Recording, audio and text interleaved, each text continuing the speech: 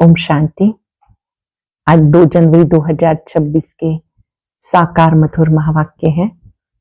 जनवरी मास अव्यक्त मास है, तपस्या का मास है। जनवरी मास में पिता श्री ब्रह्मा बाबा ने अपनी संपूर्णता को प्राप्त किया।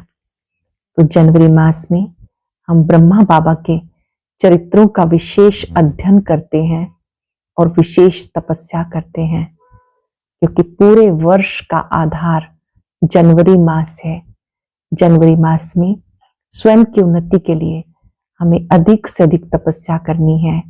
सुबह 4 से 8 मौन में रहना है, 4 से 5 1 घंटा पावरफुल मेडिटेशन करना है। ऐसे संध्या काल में भी विशेष 6:30 से 7:30 हम सब योग तपस्या करें और अनुभव करें कि हम संसार को भी सकाश दे रहे हैं। इस जनवरी मास में अपने लिए कुछ नियम पक्के बनाएं। भोजन मौन में करेंगे, बाबा की स्मृति में रहकर प्रसाद समझकर स्वीकार करेंगे। नो कंप्लेन स्टेज में भोजन जो सामने आया प्रभु प्रसाद है, प्रभु की याद में बना हुआ, उन्हें भोग लगाया हुआ, बहुत स्नेह से उसे स्वीकार करेंगे। साथ साथ इस जनवरी मास में लक्ष्य रखें, हर घंटे में एक बार मन बुद्धि के विमान से मूल वतन में जाना है, बाबा से मिलकर के आना है, बाबा से शक्तियां लेकर आनी है। कम से कम दिन में 11 बार कुछ सेकंड के लिए वतन में आने जाने का अभ्यास करेंगे। सोने से पहले 15 मिनट पावरफुल मेडिटेशन करके सोएंगे, पत्र लिखकर सोएंगे। इन छोटी छोटी बातों पर प्रैक्टिकल करने से हमारे जीवन में दिव्यता और परिवर्तन की शक्ति बढ़ती जाएगी। और जो परिवर्तन है वो बहुत खुशी देता है। स्वयं परिवर्तन ही विश्व परिवर्तन का आधार है।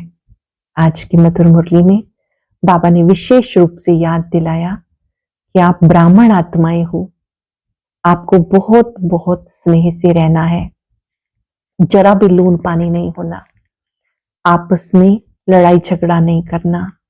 जिन बच्चों में आत्मिक स्मृति रहती है उनका रूहानी प्यार रहता है। बाबा ने याद दिलाया कि तुम बच्चों को इस समय अपने आप से कुछ बात पूछनी है। खुद से बात करो, मैं ब्राह्मण बना हूं, क्या मैं एकमत रहता हूं? हम आपस में खीरखंड होकर रहते हैं, ईश्वरीय सेवा में तत्पर रहता हूं या नहीं? बाबा ने कहा कि बाबा तुम बच्चों को जो पढ़ाई पढ़ाते हैं, इस पढ़ाई का सार है कि वापस घर जाना है, पुरानी दुनिया से बुद्धि योग हटा लेना है। बाबा ने भोलेनाथ का भी अर्थ बताया, कैसे बाबा भोलानाथ है। सुनते हैं बाबा के मधुर बोल।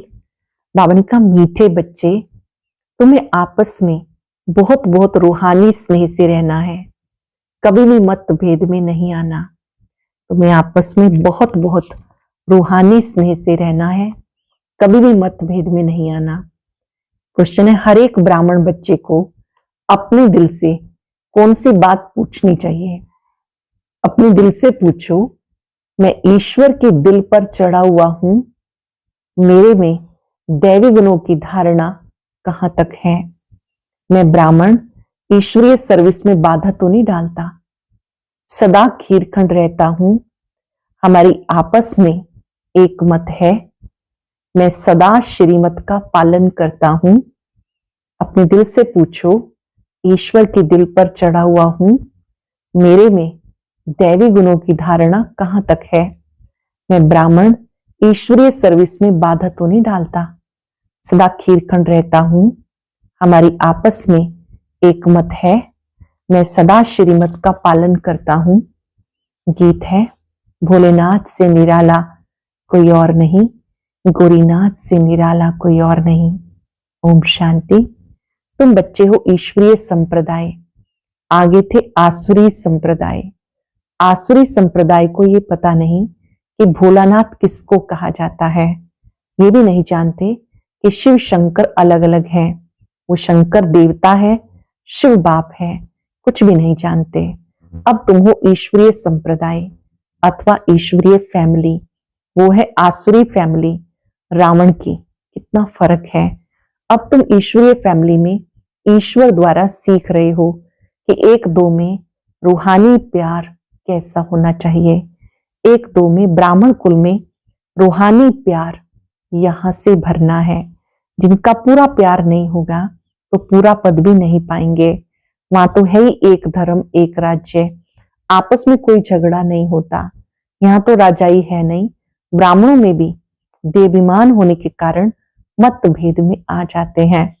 ऐसे मतभेद में आने वाले सजाएं खाकर फिर पास होंगे, फिर वहां एक धर्म में रहते हैं तो वहां शांति रहती है।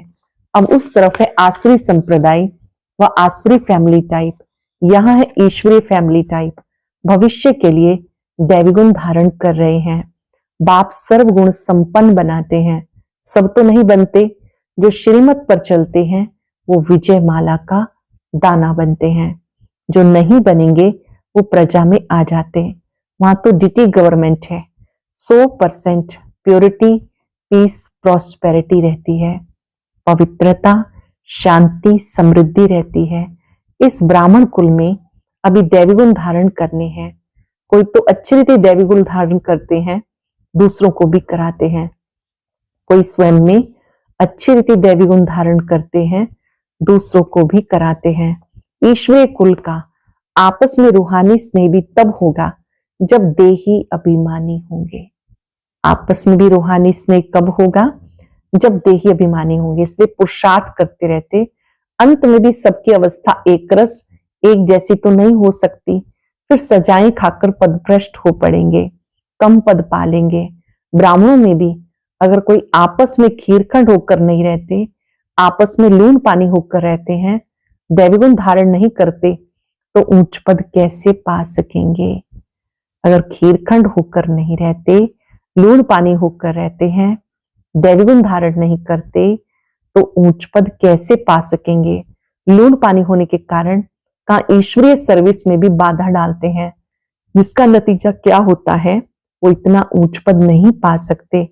एक तरफ पुरुषार्थ करते हैं खीरखंड होने का, दूसरी तरफ माया लूण पानी बना देती है, जिस कारण सर्विस के बदले डिस सर्विस करते हैं। बाबा बैठ समझाते, तुम हो ईश्वरीय फैमिली के, ईश्वर के साथ रहते भी हो। कोई साथ रहते हैं, कोई दूर दूसरे गांव में रहते हैं, परंतु हो तो इकट्ठे ना। बाप भी भारत में आते हैं। मनुष्य ये नहीं जानते शिव बाबा कब आते हैं, क्या आकर करते हैं। तुमको बाप द्वारा अभी परिचय मिला। रचता और रचना के आदि मध्यंत को अब तुम जानते हो। दुनिया को पता नहीं कि चक्र कैसे फिरता है। दुनिया में किसी को ये नहीं पता ये सृष्टि चक्र कैसे फिरता है। अभी कौन सा समय है? बिल्कुल घोर अंधियारे में है। तुम बच्चों को रचता बाप ने आकर सारा समाचार सुनाया, साथ साथ समझाते हैं, हे सालिग्रामों मुझे याद करो। ये शिव बाबा कहते अपने बच्चों को, तुम पावन बनना चाहते हो ना, पुकारते आए हो, अब मैं आया हूं। शिव बाबा आते हैं भारत को फिर से शिवालय बनाने। रावण ने वैशाल्य बना दिया। खुद ही गाते हैं, हम पतित विषयस हैं। भारत सतयुग में संपूर्ण निर्विकारी था। निर्विकारी देवताओं को विकारी मनुष्य पूजते हैं, फिर निर्विकारी ही विकारी बनते, ये किसी को पता नहीं। पूज्य तो निर्विकारी थे, फिर पुजारी विकारी बने, तब बुलाते हैं, हे पतित पावन आओ, आकर निर्विकारी बनाओ। बाबा कहते अंतिम जन्म पवित्र बनो, मां में कम याद करो तो तुम्हारे पाप कट जाएंगे और तुम तमो प्रधान से सतो प्रधान देवता बन जाएंगे। फिर चंद्रवंशी क्षत्रिय वंशावली में आएंगे, क्षत्रिय फैमिली टाइप में आएंगे। इस समय हो ईश्वरीय फैमिली, फिर दैवी फैमिली होगी। अब ईश्वरीय परिवार में हो, फिर देवी देवताओं की संतान कहलाएंगे। इस ईश्वरीय फैमिली में तुम अंतिम जन्म पास करते हो। इसमें तुम्हें पुरुषार्थ कर फिर सर्वगुण संपन्न बनना है। तुम पूज्य थे, बरोबर राज्य करते थे, फिर पुजारी बन गए। ये समझाना पड़े। भगवान है बाप, हम उनके बच्चे हैं, तो फैमिली हुई ना। गाते भी हैं तो मात पिता हम बालक तेरे, तुमरी कृपा से सुख घनेरे, तो फैमिली ठहरे ना। अब बाप से सुख घनेरे मिलते हैं। बाबा कहते तुम हमारी फैमिली बेशक हो, परंतु ड्रामा प्लान अनुसार रावण राज्य में आने के बाद फिर तुम दुख में आते हो तो पुकारते हो। इस समय तुम एक्यूरेट फैमिली के हो। फिर तुम्हें भविष्य 21 जन्म के लिए वर्षा देता हूं। ये वर्षा फिर दैवी फैमिली में 21 जन्म कायम रहेगा। दैवी फैमिली सतयुग त्रेता तक चलती है। रावण राज्य में होने से भूल जाते हैं कि हम दैवी फैमिली के हैं। वाम मार्ग में जाने से आसुरी फैमिली हो जाती है। 63 जन्म सीढ़ी नीचे गिरते आए। ये सारी नॉलेज तुम्हारी बुद्धि में है। किसी को भी तुम समझा सकते हो। असल में तुम देवी देवता धर्म के हो। सतयुग के आगे या कलयुग संगम पर तुम्हें मनुष्य से देवता बनाया जाता है। बीच में है संगम। तुम्हें ब्राह्मण धर्म से फिर दैवी धर्म में ले आते। समझाया जाता लक्ष्मी नारायण ने राज्य कैसे लिया। उनसे पहले आसुरी राज्य था, फिर दैवी राज्य कब और कैसे हुआ। बाबा कहते हैं कल्प कल्प संगम पर आकर तुम्हें ब्राह्मण देवता क्षत्रिय धर्म में ले जाता हूं। ये है भगवान की फैमिली। सब कहते गॉड फादर, परंतु बाप को ना जानने के कारण निधन के बन गए। इसे बाबा आते हैं घोर अंधियारे से सोझरा करने के लिए। अब स्वर्ग स्थापन हो रहा है। तुम बच्चे पढ़ाई पढ़ रहे हो, दैवगुण धारण कर रहे हो, ये मालूम होना चाहिए। शिव जयंती मनाते, फिर शिव जयंती के बाद क्या होगा, जरूर दैवी राज्य की जयंती हुई होगी। पहले शिव जयंती, फिर सतयुगी राज्य की जयंती। हेवनली गॉड फादर हेवन की स्थापना करने हेवन में तो नहीं आएंगे। कहते मैं हेल और हेवन के बीच में संगम पर आता हूं। शिवरात्रि कहते हैं तो रात में मैं आता हूं। ये तुम बच्चे समझ सकते हो। जो समझते हैं वो फिर धारणा भी करते हैं। जो अच्छी रीति समझते हैं वो धारण भी करते हैं। दिल पर वो चढ़ते हैं जो मनसा वाचा कर्मणा सर्विस पे तत्पर रहते हैं। बाबा के दिल पर वो ही चढ़ते हैं जो मनसा वाचा कर्मणा सर्विस पे तत्पर रहते। जैसे जैसे सर्विस उतना दिल पर चढ़ते हैं। कोई ऑलराउंडर वर्कर्स होते हैं, सब काम सीखना चाहिए। कोई कोई ऐसे होते जो हर प्रकार की सेवा कर लेते हैं, चाहे ज्ञान सुनाना हो, चाहे स्थूल सेवा करनी हो, खाना पकाना, रोटी पकाना, बर्तन मांजना, ये भी सर्विस है ना। बाप की याद है फर्स्ट, उनकी याद से विक्रम विनाश होते हैं। यहाँ का वर्षा मिला हुआ है, वहां सर्वगुण संपन्न रहते हैं। यथा राजा रानी तथा प्रजा, दुख की बात नहीं होती। इस समय सब नरकवासी हैं, सबकी उतरती कला है, फिर अब चढ़ती कला होगी। बाप सबको दुखों से छुड़ाकर सुख में ले जाते हैं, इसलिए बाप को लिबरेटर कहा जाता है। यहां तुम्हें नशा रहता है, हम बाप से वर्षा ले रहे हैं, लायक बन रहे हैं। लायक तो उनको कहेंगे जो औरों को राजाई पद पाने के लायक बनाते हैं। ये भी बाबा ने समझाया। पढ़ने वाले तो बहुत आएंगे, ऐसे नहीं कि सब 84 जन्म लेंगे। जो थोड़ा पढ़ेंगे वो देरी से आएंगे, तो जन्म भी कम होंगे ना। कोई 80, कोई 82, कोई जल्दी आते, कोई पीछे आते। सारा मदार पढ़ाई पर है। साधारण प्रजा पीछे आएगी, उनके 84 जन्म हो ना सके, पीछे आते रहते। जो बिल्कुल लास्ट में होगा वो त्रेता अंत में आकर जन्म लेगा। फिर वाम मार्ग में जाते उतरना शुरू हो जाता। भारतवासियों ने कैसे 84 जन्म लिए, उसकी ये सीढ़ी है। ये गोला है ड्रामा के रूप में।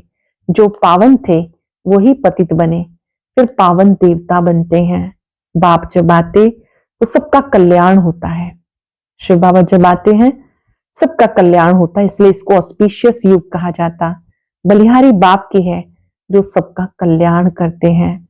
सतयुग में सबका कल्याण था, कोई दुख नहीं था। ये तो समझाना पड़े, हम ईश्वरीय फैमिली टाइप के हैं। ईश्वर सबका बाप है। यहाँ ही तुम मात पिता गाते हो, वहां तो सिर्फ फादर कहा जाता।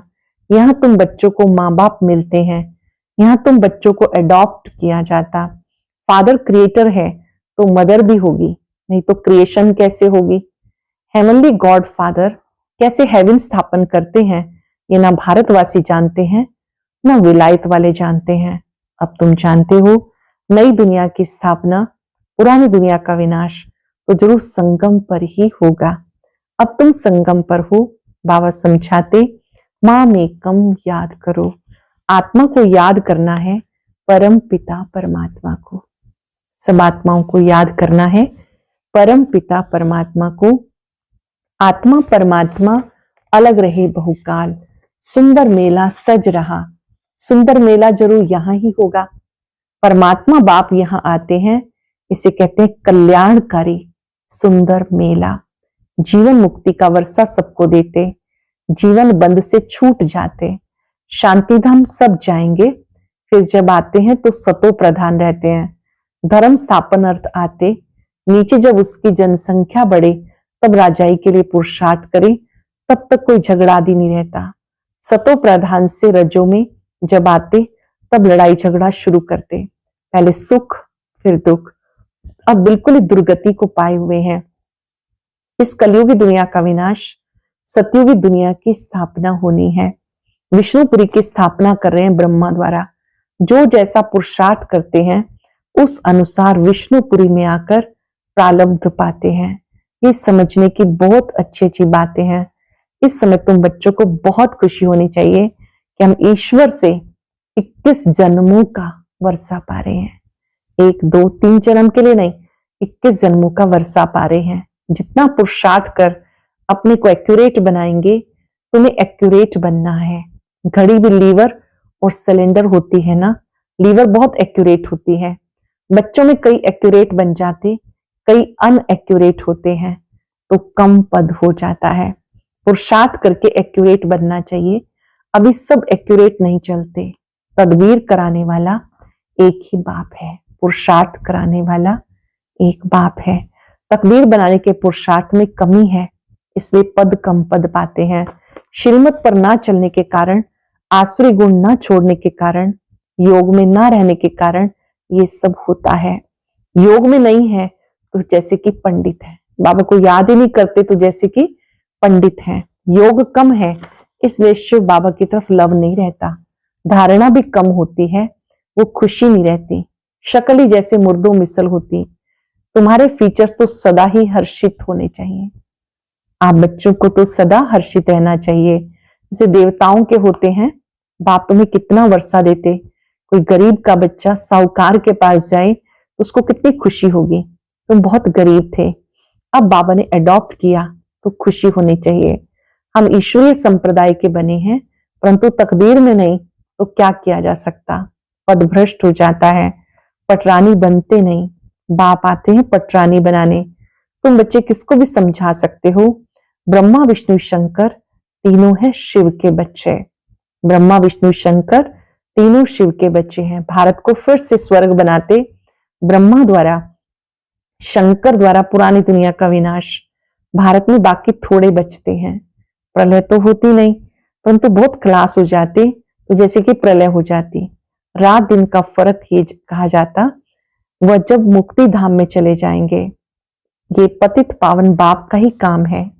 बाप कहते देही अभिमानी बनो, नहीं तो पुराने संबंधी याद पड़ते रहते हैं। छोड़ा भी है फिर भी बुद्धि जाती रहती है। नष्ट मोह है नहीं, इसको व्यभिचारी याद कहा जाता है। सदगति को पा ना सके क्योंकि दुर्गति वालों को याद करते रहते हैं। अच्छा, मीठे मीठे सिक्के बच्चों प्रति माता पिता बाप दादा का याद प्यार गुड मॉर्निंग।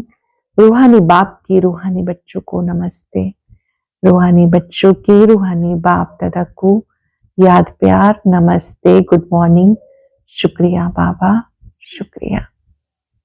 धारणा के लिए सार, बाप दादा के दिल पर चढ़ने के लिए मनसा वाचा कर्मणा सेवा करनी है। एक्यूरेट ऑलराउंडर बनना है। ऐसा देही अभिमानी बनना है जो कोई भी पुराने संबंधी याद ना आए। ऐसा देही अभिमानी बनना है जो कोई भी पुराने संबंधी याद ना आए।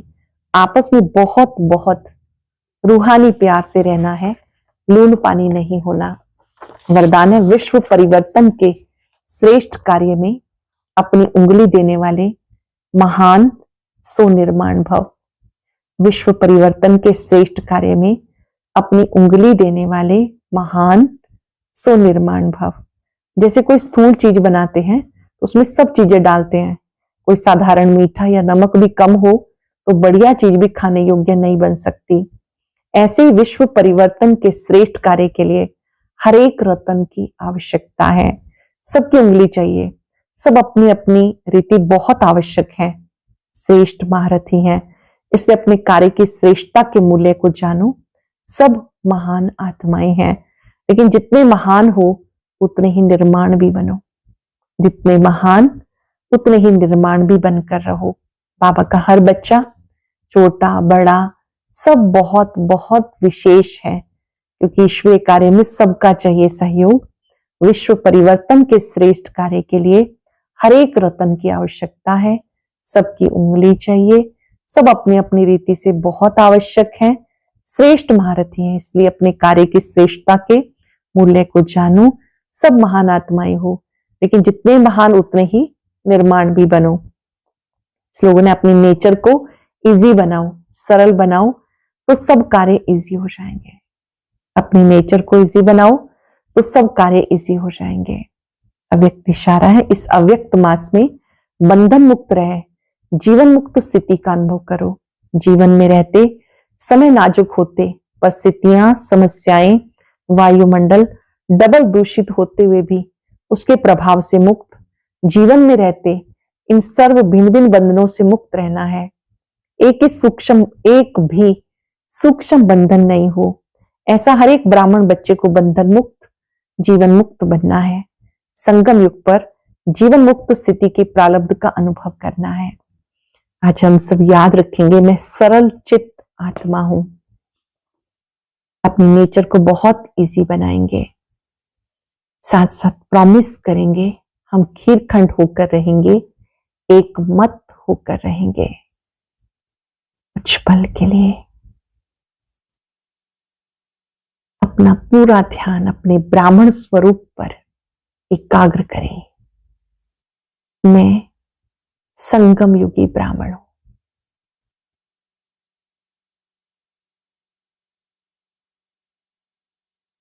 ब्राह्मण आत्मा वही है जो एक मत है, एक रस है,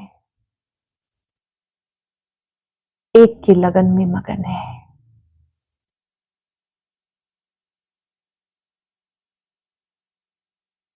प्यारे बाबा, आपका बहुत बहुत शुक्रिया। आपने हमें इजी नेचर बनना सिखाया, सरल बनना सिखाया। जो सरल है वही सहज योगी बन सकता है। आपने हमें महान सो निर्माण बनाया, आपका शुक्रिया।